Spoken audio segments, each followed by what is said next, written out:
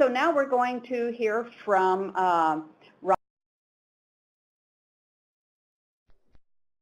Ronda Townsend. Dr. Meese referred to her. She is our Assistant Superintendent at Seminole Public Schools, and she's been there since 2006. And like a rural school, she has many responsibilities. She's the curriculum coordinator and takes care of all activities related to that. She's also the special education coordinator. She's the federal program compliance oversight, and she has the other duties that include parental outreach and as they are assigned. I'm sure many of you can appreciate that. Before she was at Seminole, she was at the Oklahoma Department of Education in the Office of Accountability and Assessments, and she worked with the Oklahoma State Testing Program. And part of her responsibilities before that was being the liaison with the NAEP testing, and that would have been very interesting. I'd love to catch her time a little later and talk about that. In addition, she's been a classroom teacher, and she also worked at IBM for a while. So Rhonda really brings us a broad range of experiences from IBM, Public Schools, State Department, and most relevant to this webinar discussion is practical experiences in rural schools. Rhonda? Hello, how is everybody today? I hope that things are finding you well, and want to take the time to tell you how much I appreciate the opportunity to collaborate with those with deep understanding of the challenges that we in rural schools face today. I would like for you to look at this slide and tell you something about where we're located. We are in East Central Oklahoma, approximately 65 miles southeast of Oklahoma City and 10 miles south of I-40. If you know anything about our great state of Oklahoma, you'll know that we have two major interstates that run through Oklahoma. One is I-40 and the other is I-35. And we are divided north, south, east, west along those lines. In our community, we have multiple Native American Indian tribes, and but predominantly the Seminole Nation is our most influential of all the tribes in the area. We have three major employers in Seminole. One is Wrangler, which is VF Jeanswear, a clothing distribution center. We have Blue Wave, which is a boat manufacturing company, and Sigma, which is a meat processing company here in the area. We're also very blessed to have multiple businesses that are related to the gas and oil industry. That has been a major component in the past. It's not quite as affluent as it has been in years gone by. We also have the Jasmine Moran Children's Museum, which is a world-class hands-on children's museum right here in Seminole, Oklahoma, and we're very proud of that. As far as post-secondary education goes, we also have within our community, just about three miles from the high school, the Seminole State College, and we have about 20 miles from here is the Gordon Cooper Technology Center in Shawnee, Oklahoma, and they just in 2011 opened a satellite campus here in Seminole. That is giving us a lot of opportunities that we are pleased to participate in. Before 2010, our district was 16 square miles. We are surrounded by 5 of the other 10 districts in the county, and so we feel at times have felt like an island with nowhere to grow. But in 2010, we annexed a neighboring district, and that brought about 80 students into our school system. But it grew us from that 16 square miles to 54 square miles. So we have opportunity to grow in another direction now, and we hope that will happen. That's kind of our goal for that. We have 6 main campuses here In Seminole, we are pre-K through grade 12. Our demographic, and I will make a change to this as we're speaking. When I did these statistics, we had 50% of our student population was listed as white, 32% as American Indian, 6% Black, 4% Hispanic, and less than 1% Asian and Pacific Islander. Just today, I was working on some of our federal programs for Title VII, which is Indian Ed, and found that our demographic has changed just a little. We are now sitting at 37% Native American. We are a Title I school-wide district, and when Dr. Meese has spoken in her presentation about small-town schools, when you look at that second bullet here on this page, you see that in 1996, 48% of our students qualified for free and reduced price meals. I was teaching there during that time and, experienced what that was. I was here in Seminole as a teacher.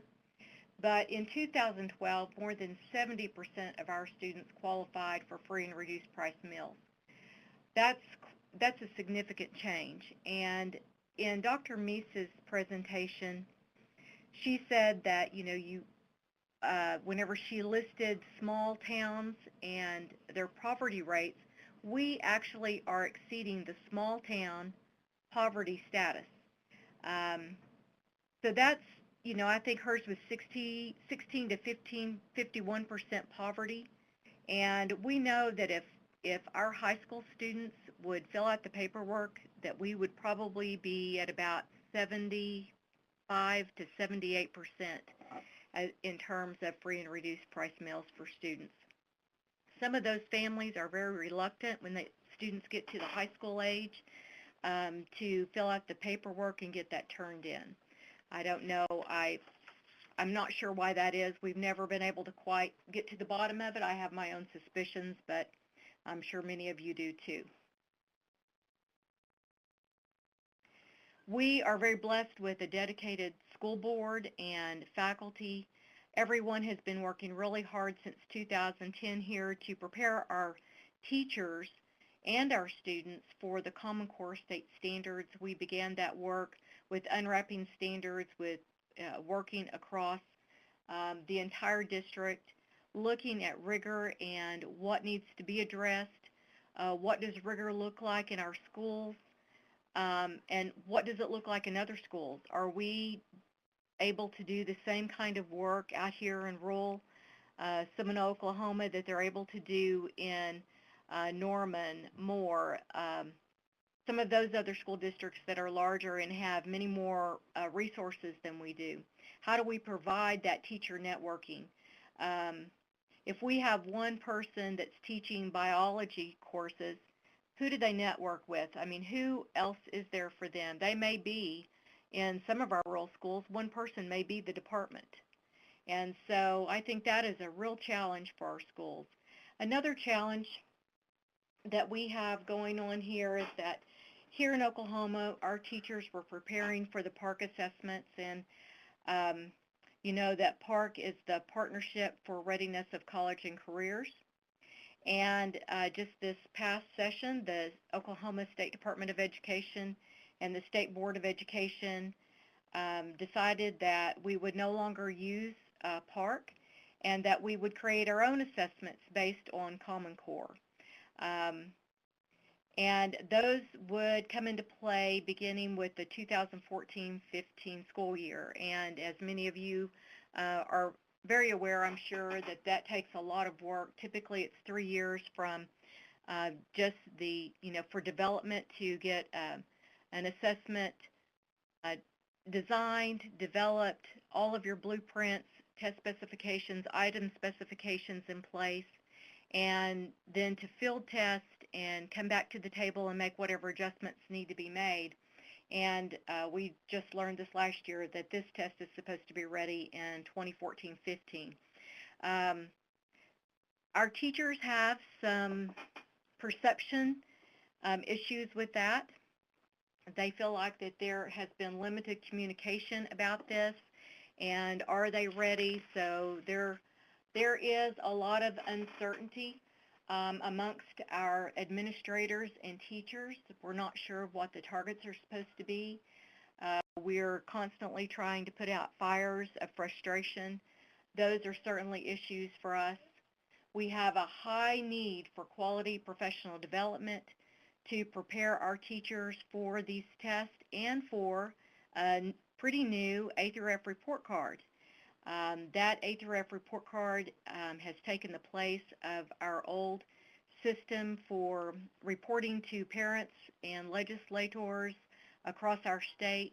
The calculations of this are very complex, and we need lots of technical assistance.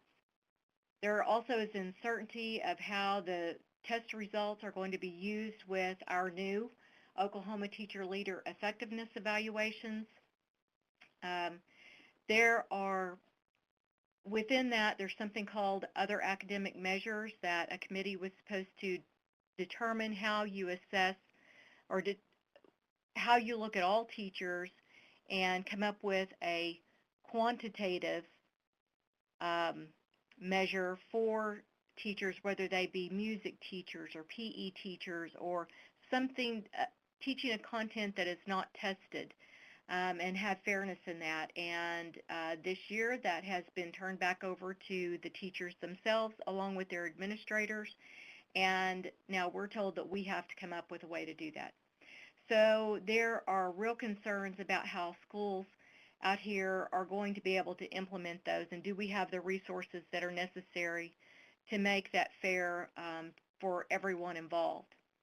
So, but with that, we know that great challenges bring great opportunities, and we've just looked at that as, what kind of solutions can we find? How do we address these things? And we have been working with our local school board, our teachers, our parents, other people in the community, and we've been sharing information through the use of board updates. We have a parent-teacher organization that has been recently revitalized. We constantly work with all of our civic organizations, our alumni. Dr. Meese mentioned in her presentation the unique assets of rural high schools, and one of those was a close community school relationship. We are steeped in a tradition of excellence here in Seminole, and the other thing was a greater sense of belonging. And many of our former students have been successful. They have a great sense of pride, not only in athletics, but also in our academics. Things that have been resting for the last few years, we have just decided, let's just take this on, let's run with it, let's wake this up, let's get more people involved. We understand the importance of having our community involved in our school. The school is the nucleus in this community. What Dr. Meese's presentation showed to me was that I'm out here living what she was talking about. Our school is living the challenges that she addressed and identified in the research. We also, our district superintendent and myself as well, we're both working with state committees and boards. We work to inform state officials of the practical challenges and needs that we have out here. And one of the greatest of those is funding. And one of the ways that we do that is that we make sure that we are connected with people such as SEDL, the Rural School Research Alliance, to learn what are the best, what does research say, and what are the best practices that we can put into place to benefit students. Our superintendent works with the Governor's Council on Education Workforce. We know that we have challenges that are embedded in the current A through F report card and the Teacher Leader Effectiveness Evaluation System. We have those other academic measures. But again, we continue just to work and to plow through this, try to keep our teachers focused as best we can on the students that they're teaching, and making sure that they are identifying the levels of rigor that need to be taught. We have been partnering with Seminole State College to enable those students that qualify based on either some sort of placement activity such as ACT scores or their grades to attend college early and receive that high school credit as well as college credit. So we're doing the dual enrollment. The importance of this is that without that ability to do that, and I'm not sure that all of these kids would step foot inside of a college. I'm not sure that they have the family support that is necessary to help them navigate those situations and those settings. It is important for us to work with those tribal officials. If you have 30% of your student population that is Native American, you must have partnerships with all of those tribes. And again, our predominant tribal affiliations here just happen to be the Seminole Nation. We just recently completed a NASA grant that was entitled Engaging Native American Students in STEM, the science, technology, engineering, and mathematics, and how to help our teachers engage those students to reach a higher level of rigor in their instruction, how to let them know how important it is for them to go to college, and that they can have success, and that they can be a part of that, and that there is life after high school in Seminole, Oklahoma, that there are things for them to do, and they can aspire to greatness, and that they have those resources at their fingertips, and we just have to continue to offer those things to them. Let our families of Native American students help us with visiting with their families, talking to their students, helping us to communicate with their culture in ways that are positive and not always negative. Those are some of the things that we are working so hard to do. We're looking at Gordon Cooper. You know, our partnerships supply preparatory activities during high school for those post-secondary college and careers. So that's what some of the things that we've been doing as far as solutions in that area. The other thing that we're doing is we're looking at our resources. How do we look at our local budgets, our state and federal funds, and maximize the ability to provide quality services to these kids? How do we know that we're using all of those areas to benefit students the most? We promote education in the community by administrators, teachers, and parents that are working together. I mentioned earlier that we have a revitalized parent-teacher organization just in the last year and a half, and they are making an impact. They have hit Facebook, they're on Twitter, and they are promoting. They put pictures of our kids, whether, you know, whatever they're doing, whatever activities are going on at the high school, we're seeing it plastered on Facebook. And all kids, all parents seem to be there. If they can't do anything else, they can, you know, they can get on that social media. We're looking for grant opportunities in the areas of science, technology, engineering, and mathematics. We look at our Title I funding, which is the Reading and Math Initiative that was put in place under Lyndon Johnson's administration for poor kids in rural America. Title II, which is professional development, federal professional development or professional development monies for administrators and teachers. We are a rural low-income school, so that allows us to use those funds in a different way that we can continue with sustained professional development that is systemic. And, you know, if I go away or if the current superintendent walks away, the things that we're doing are good enough that they stand long after we're gone. Looking at our Native American money that we receive through Title VI, we want to make sure that we are doing things that can be sustained. We promote amongst our teachers and administrators professional learning communities.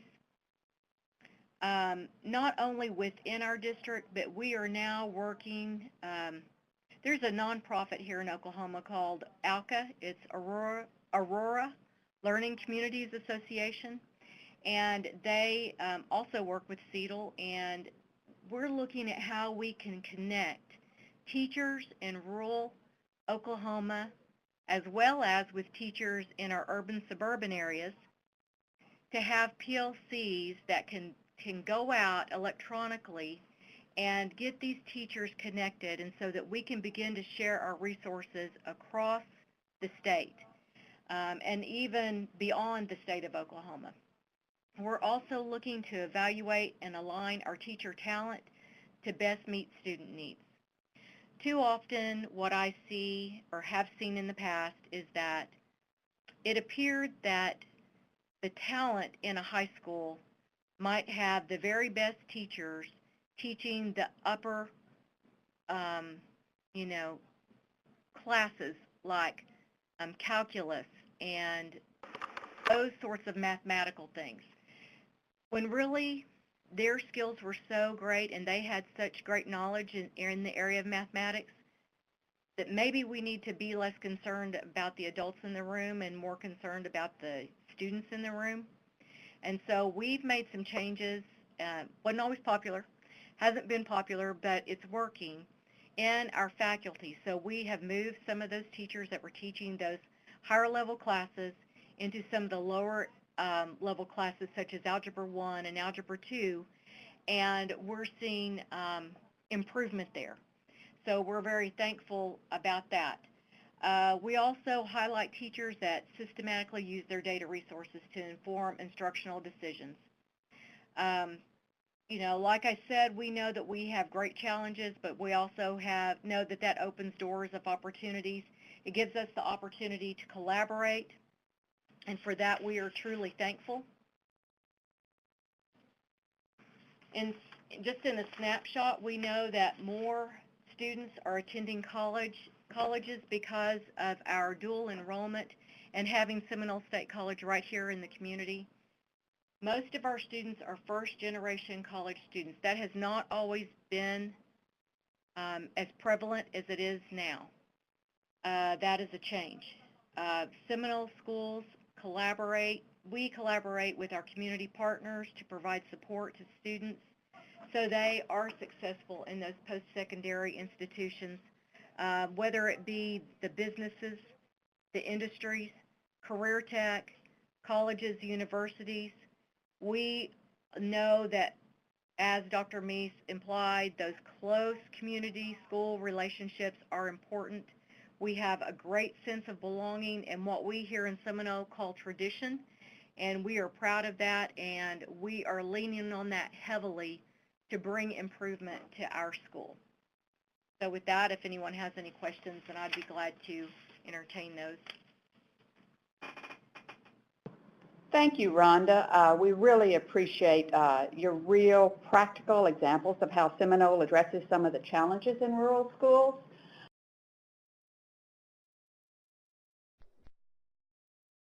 And everyone, keep typing in your questions. And we're going to go ahead and move to Debbie Crawford, and we will take all of the questions at the end. Okay?